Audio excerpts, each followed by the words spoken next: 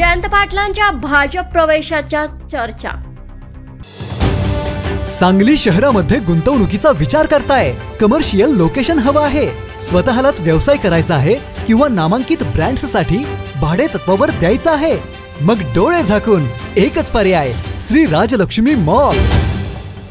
सांगली जिल्ह्यातील नामांकित, अनुभवी व सुप्रसिद्ध श्री राजलक्ष्मी ग्रुप यांचे श्री राजलक्ष्मी मॉल एकाच छताखाली branded showrooms, restaurant, gym, food court, multiplex theatre, club house, game zone.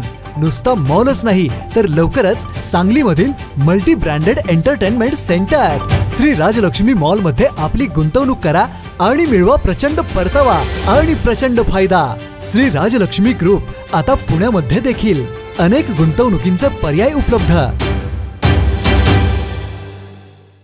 कालच राज्याच्या मंत्रिमंडळाचा शपथविधी झाला आणि त्यात सांगली जिल्ह्यासाठी संधी देण्यात आली नाही। सांगली जिल्ह्याला एकही मंत्रिपद देण्यात आलेलं नाही। त्यातच एक कॅबिनेट दर्जाचं मंत्रिपद रिक्त ठेवण्यात आल्याने राष्ट्रवादीचे प्रदेशाध्यक्ष जयंत पाटील यांच्या भाजप प्रवेशाच्या चर्चा रंगू लागल्या आहेत। त्यांच्यासाठी सदरचं मंत्रिपद रिक्त ठेवण्यात आल्याचं बोललं जात आहे।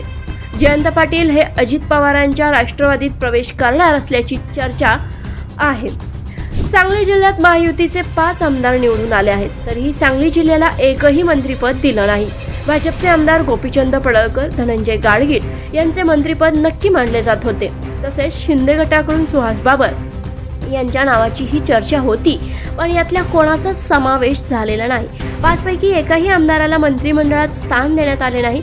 या पार्श्वभूमीवर जयंत पाटलांच्या मंत्रिमंडळातील समावेशाची व पालकमंत्रीपदाच्या चर्चा रंगली आहे। जयंत पाटलांनाही याबाबत बोलताना योग्य वेळी निर्णय घेऊ असं म्हटलं आहे। त्यामुळे जयंत पाटील भाजप प्रवेशाचा निर्णय घेणार की अजित पवारांच्या राष्ट्रवादीत प्रवेश करणार, त्यांचा नेमका योग्य निर्णय काय असणार याची चर्चा सध्या जोरदार रंगली आहे। मंत्रिमंडळात त्यांना स्थान देऊन सांगलीचे पालकमंत्रीपद त्यांच्याकडेच देणार असल्याची ही चर्चा जोरात आहे।